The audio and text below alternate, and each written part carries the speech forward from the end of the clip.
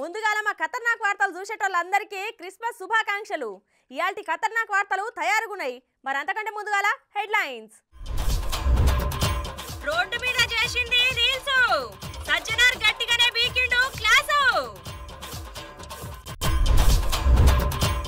షర్మిలక్క లోకేష్ బాబుకు గ్రీటింగ్స్ పంపింది. ఇంట్లో ఏమో మతలబు ఉండే ఉంటది. మళ్ళా గొట్టాల ముంగటికి వచ్చిండు పాలు. ఏపీల పవన్ ని చేస్తాడట సీఎం. కొత్త నంబర్లకెళ్ళి ఫోన్లు చేస్తున్నారట. అవ్వకే బంగారం ఇస్తా అంటున్నారట. ఇన్స్టాగ్రామ్ లో రీల్స్, యూట్యూబ్ లో షార్ట్స్ చేసి రాత్రికి రాత్రే ఫేమస్ అయిపోవాలని వింత వింత పనులు చేస్తున్నారు ఇప్పుడున్న యువత. పనికొచ్చే పనులు చేస్తే ఏం కాదు కానీ గిట్లా పనికి మాలిన పనులు చేసి పాపులర్ అయిదాం అనుకున్న వాళ్ళకు సజ్జనార్ సారు స్వీట్ వార్నింగ్ ఇచ్చిండు. చూడుర్రి.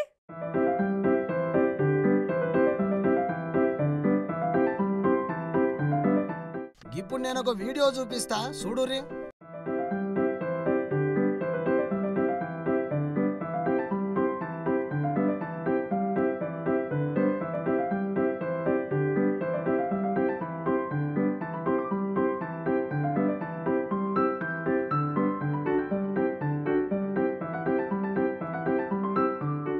చూసిరా నడి రోడ్డు మీద ఎట్లా డాన్స్ చేస్తుందో. ట్రాఫిక్ సిగ్నల్ వడుడుతోనే ఇట్లా డాన్స్ చేస్తుంది ఈ పొల్ల. అది మీ ఇల్లు అనుకున్నావా తల్లి? రోడ్డు మీద అందరు చూస్తుంటే ఎట్లా ఆడుతుందో చూడురే. ఇక ఈ ముచ్చట మీద సజ్జనార్ సారు గరం అయ్యిండు. నేటి యువతకు ఇన్స్టా రీల్స్, యూట్యూబ్ షార్ట్స్ పిచ్చి పట్టుకోవడం బాధాకరము. సమాజానికి పనికొచ్చే పనులు చేసి నలుగురికి ఆదర్శంగా నిలవాల్సిన యువతరం సోషల్ మీడియా మత్తుల పడి జీవితాలను నాశనం చేసుకుంటుంది. సోషల్ మీడియాలో రాత్రికి రాత్రే పాపులర్ కావడం కోసం నడి రోడ్డు మీద ఇటువంటి వెర్రి చేష్టలు చేసుకుంటా ఇతరులకు తీవ్ర అసౌకర్యాన్ని కలిగించడం ఏం ఆనందమో ఏమో అని సారు ట్విట్టర్ పిట్టల పోస్ట్ చేసిండు. మరి అంతే కదా అనుల్లా. ఇన్స్టాగ్రామ్, ఫేస్బుక్ ల ఫేమస్ గానికే గీ పాడుబడ్డ పనులేందో ఏమో పొర్రి. అరే ఇంట్లోళ్ళు, చుట్టాలోళ్ళు, చుట్టుపక్కల జనాలు ఉన్నారన్న సోయి కూడా లేకుండా ఏంది పనులు చెప్పుర్రి. ఇక ఈ వీడియో ఇప్పుడు సోషల్ మీడియాలో మస్తు చక్కర్లు కొడుతుంది.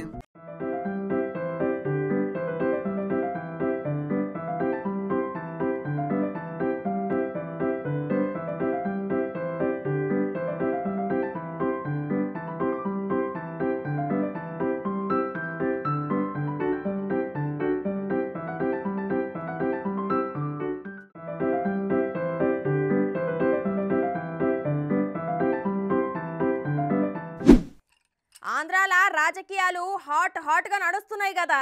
ఒక పక్క చంద్రాల్ సార్ ప్లానింగు, లోకేశం సారు యువగళంతోని ముందంజల ఉంటే జగనాల్ సారు మీద విమర్శలు జర గట్టిగానే ఇనొస్తున్నాయి.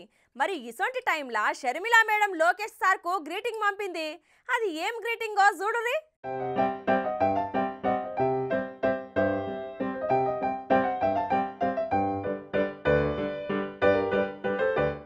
ఆంధ్రాల రాజకీయాలు మస్తు హీట్ గా నడుస్తున్నాయి. జగన్ ఈసారి జర్ర వెనకబడేటట్లు కనిపిస్తే చంద్రాలు సార్ తోని ప్రశాంత్ కిషోర్ చర్చలు, లోకేష్ బాబు యువగలంతోనే తెలుగుదేశం పార్టీ రేసులో ముందుంది. ఇక గిదికి ఇట్లుంటే ఒక్కసారి గ్రీటింగ్స్ చూడుర్రి.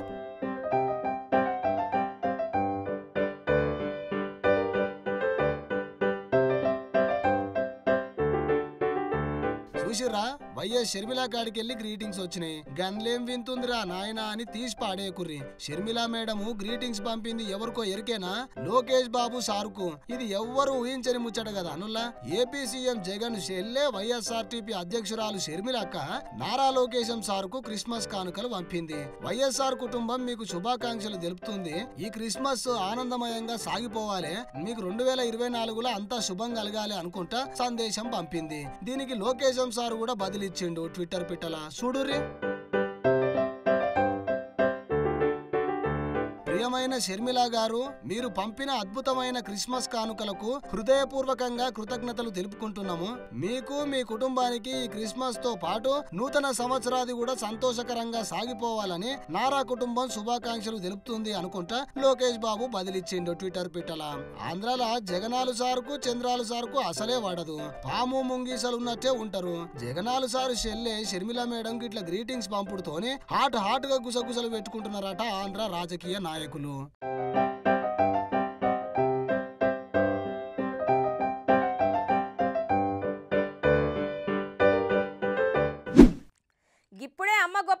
సినిమాలో చూసినాం కదా, చిన్నప్పటి సంది అల్లారు ముద్దుగా పెంచి పెద్ద చేస్తే కొంతమంది అమ్మయ్యలనే దూరం పెడతారు.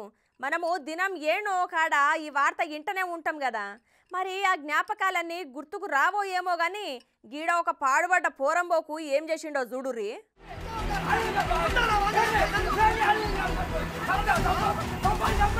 అరే ఈడేమో లొల్లైతున్నది, చూద్దాం పారే.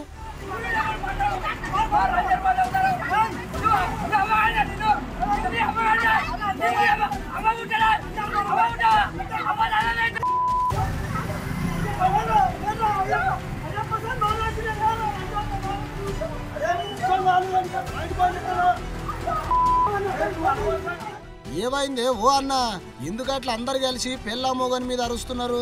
ఏంది ముచ్చట ఓ అన్న, ఏందే ముచ్చట?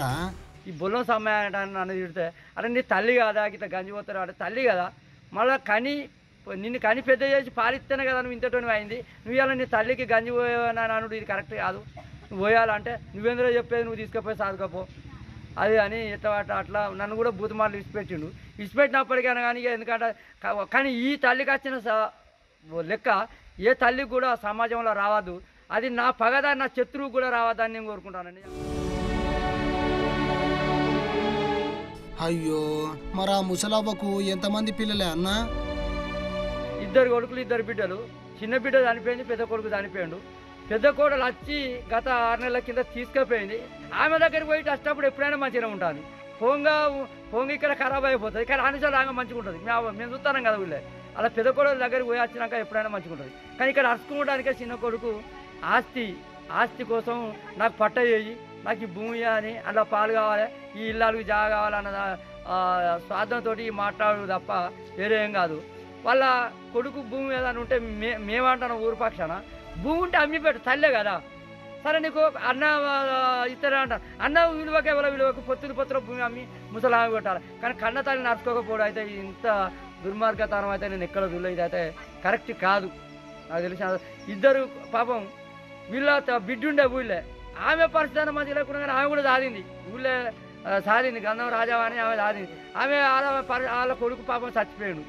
ఆమె వాళ్ళు పోయి వేరే అలస పోయి బతుకుతారు. ఆమె ఇక్కడ ఉన్న ఆమె అరుచుకును వాళ్ళ పెద్ద బిడ్డ ఉన్నప్పుడు ఆమె చూపులో ఏదో కూడా బతికింది ఇన్ని రోజులు. ఇక ఎప్పుడన్నా పోతే పెద్ద కోడలు లోపం. అలా కోడలు అడిగిన చిన్న కోడలు అది కాదు, నీ తల్లి అయితే నీ తండ్రి అయితే గిట్నే ఉండునా, ఇది పరిస్థితి కాదు కదా అన్న కానీ కూడా ఆమె కూడా బూతు మాటలే. ఈయన ఆమె తిట్టుడు అప్పుడు. అవ్వనే అడుగుదాం ముచ్చటేందో. ఏందవ్వా ఏంది పరిస్థితి? ఆయన నేను బతుక కొడుక గోసు కొడుక నిద్ర పోతుంది కొడుక, నిద్ర ఎక్కడి నిద్ర లేదు కింద భూమి కావాల్సింది, భూమి కావాలి. పెద్దోళ్ళ దగ్గరికి కాదు కదా ఇట్లా 2 కొడుకులు బిడ్డ కొడుకు 3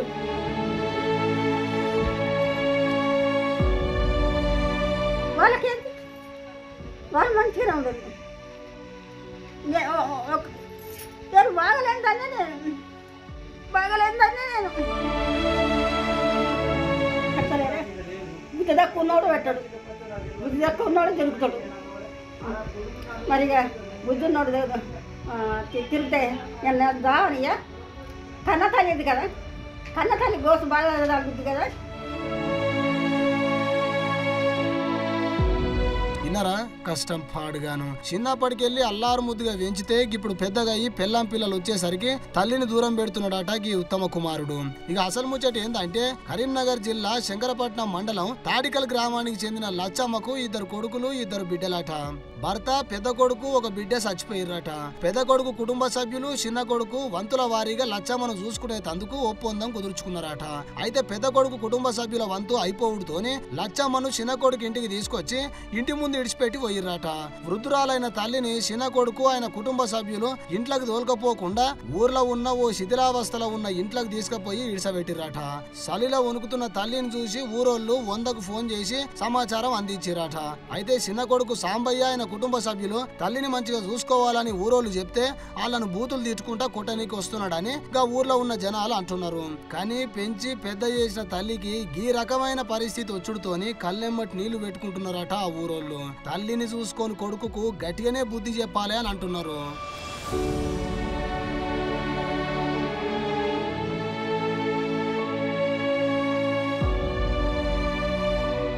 చూసిరుగా ఇంతకు మునుపు వార్తల పానాలు సైతం పనంగా పెట్టి బిడ్డను తల్లి కాపాడుకుంటే గీడనేమో అల్లారు ముద్దుగా పెంచి పెద్ద చేసిన తల్లిని ఇంట్లోకి రాణిస్తలేడు ఈ కసాయి కొడుకు. ఆ తల్లిని చూస్తుంటే మనకే బాధ అనిపిస్తుంది. ఆ లత్కోరు కొడుకుకు బాధ లేకుండొచ్చునా? ఏం సమాజమో ఏమో పోర్రి. ఇయాల నువ్వు ఆమెని ఎట్లా చూస్తున్నావో రేపు నీ పిల్లలు కూడా నిన్ను అట్లనే చూస్తారా వారి.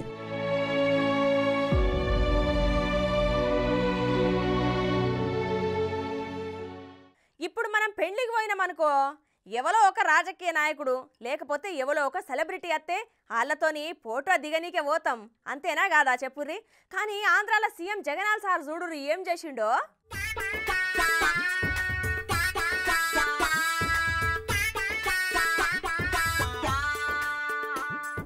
ఏంది జనాలు రోడ్డు మీద నిలబడ్డారు, పోలీసు వాళ్ళు బార్కెట్లు వేసి వాళ్ళని ఓడిస్తలేరు. ఏంది ముచ్చట? చెప్పండి నిలబెట్టుకునే దానికైనా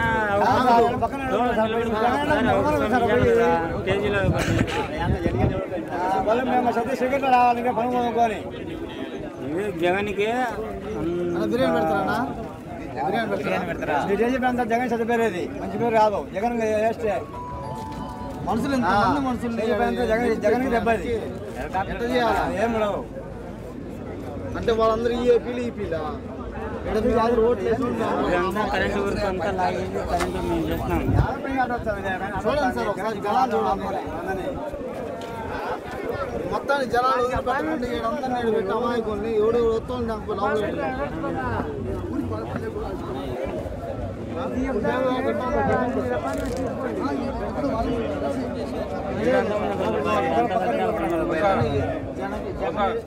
జగన్ వేస్ట్, ఈసారి గెలవడు ఇట్లా చేస్తే అని అంటున్నారు గాడున్న జనాలు.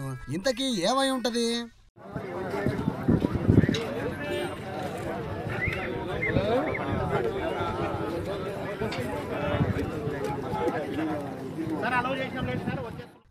ఇక అసలు ముచ్చట ఏంటంటే కడప జిల్లా మైదుకూరు పట్టణంలో సీఎం వివాహ వేడుకకు హాజరైన సందర్భంగా పెళ్లికి హాజరుగానికి వచ్చిన అతిథులను రోడ్డు మీద అడ్డుకొని నిలబెట్టిర్రు పోలీసోళ్ళు.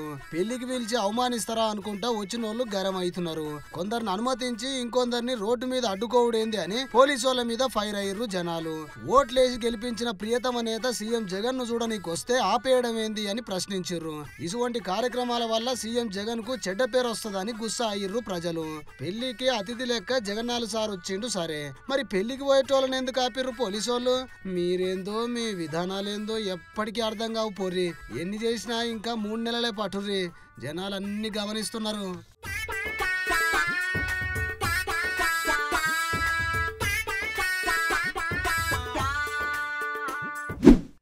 ఎప్పుడు కామెడీ చేసి నవ్వుల పాలయ్యే పాల్ సారు ఇవాళ క్రిస్మస్ పండగ సందర్భంగా మళ్ళా ఓ కామెడీ చేసిండు. అయితే ఈ తాపకు పవనాల్ సార్ మీద పడ్డాడు. మరి ఏం మాట్లాడిండో ఏందో చూడాలే కదా, పారి చూద్దాం.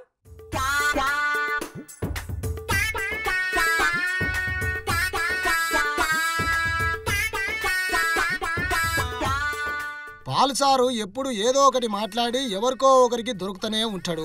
ఆయన ఏం మాట్లాడతాడో ఎందుకు మాట్లాడతాడో ఆయనకే తెలియదు. 150 దేశాల ప్రెసిడెంట్స్ కి బ్లెస్సింగ్స్ ఇచ్చినా అంటాడు.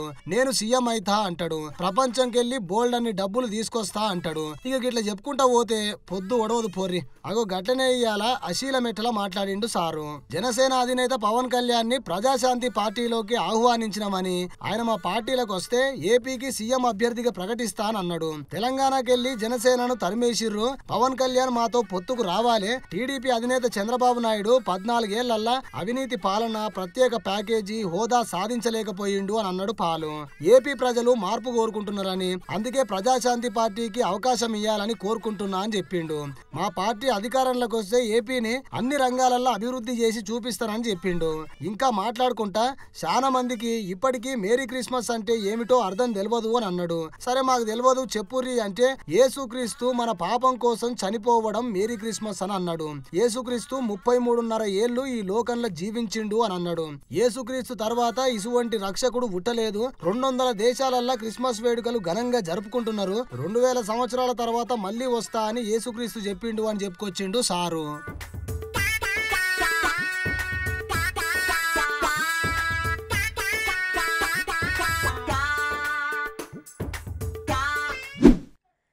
నంబర్ మీద అద్భుతమైన ఆఫర్ ఉంది, మిస్ కాకుర్రి అని. అప్పుడప్పుడు మనకు కొన్ని ఫోన్లు వస్తాయి కదా, అగో గట్లనే అగ్వకు బంగారం ఇస్తామని పైసలు పట్టుకొని కర్ణాటక రార్రి అని ఒకటే ఫోన్లు కొడతారట కొందరు బద్మాష్ గాళ్ళు. అగ్వా అనేసరికి సర్రున పైసలు తీసుకొని పోయిర్రనుకో మనకు పంగనామం పెడతారు. అగ్గో గీ ఊర్ల సుత గదే జరిగిందట చూడుర్రి. అగో గీ అన్నేదో చెప్తానంటున్నాడు, చెప్పన్నా ఏంది కథ? దాదాపు 15 రోజుల క్రితం ఒక ఆయన ఫోన్ చేశాను నాకు. ఫోన్ చేసి, గంగారెడ్డి అన్న నేను నీకు తెలియదా, నేను ఇట్లా ఇంతకుముందు జాబ్తపూర్లో పనిచేసిన 10 సంవత్సరాలు నేను అంటే ఏమో మరి నాకు అర్థమైతే లేదు ఎవరో చెప్తానంటే, అన్న ఏం లేదన్నా చిన్న పని మీతోటి ఇట్లా మరి కర్ణాటక అయితే మా దోస్తు పైన ఇల్లు కడుతున్నాను కట్టంగా ఆ ఇంట్లో అడుగు ఇల్లు పిల్లలు తీసాక బంగారం దొరికింది, పిల్లలు దొరికినాయి అన్న. అదిగా ఇక్కడైతే అమ్మరాదని చెప్పి నేను మీకు ఫోన్ చేస్తున్నా, మరి మీరు కావాలంటే తీసుకొని వస్తా అని చెప్పి నాతో అన్నాడు. అన్న తర్వాత సరేనా తీసుకురా మరి చూద్దామని నేను అన్నా. అన్న తర్వాత మళ్ళీ ఒక గంట తర్వాత ఫోన్ చేసి, అన్న ఇక్కడ ఇబ్బంది అయ్యేటట్టుంది, మీరు ఆంధ్రప్రదేశ్ బార్డర్కి రాండి, నేను ఇక్కడికి వస్తా అంటే అక్కడ నాకు వీలు కాదు, నువ్వు ఇక్కడికి రా అంటే మరి నాన్న డబ్బులు కావాలంటే సరే డబ్బులు ఇస్తా అని చెప్పి ఇక్కడికి రమ్మన్నా. ఒకవేళ వస్తే ఇక్కడ పోలీసులకు ఇన్ఫర్మేషన్ ఇచ్చి పట్టిద్దామని ఆలోచనతోటి రమ్మన్నాను. తర్వాత నాకు మళ్ళీ కాల్ చేయాలి. అగో ఇంకో అన్న మాట్లాడతాడంట ఇనురి. నాకు పలానా ఒక నెంబర్ నుండి 8867024793 నుండి నేను తిరుపతి నుంచి కాల్ చేస్తున్నా అని చెప్పి ఒక వ్యక్తి కాల్ చేశాడు.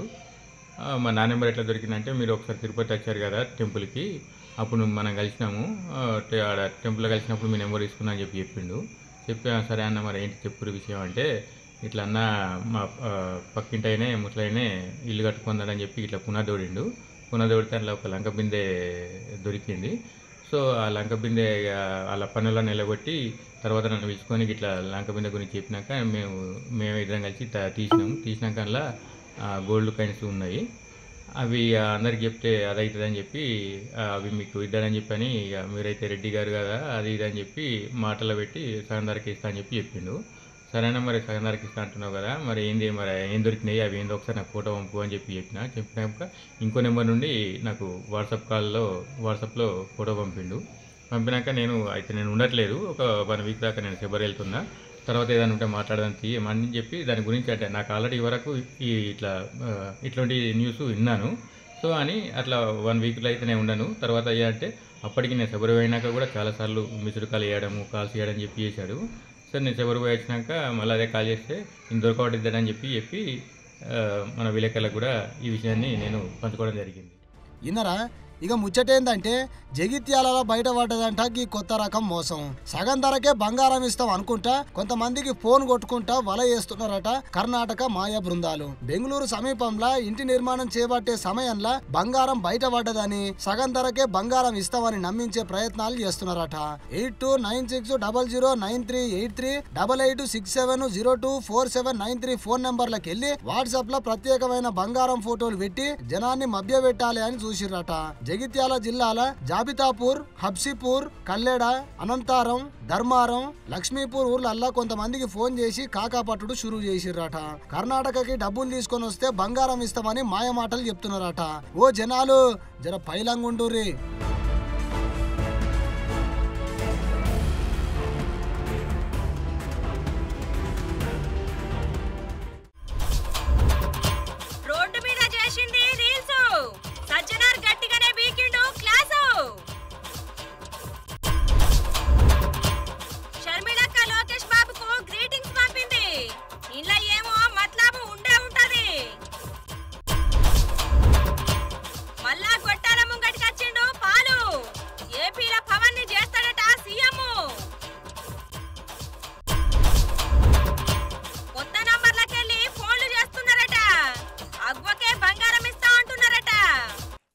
ఇవాల్టి ఖతర్నాక్ వార్తలు. మళ్ళీ రేపు తిరిగి ఇదే అలా కలుసుకుందాం. అంతవరకు నమస్తే.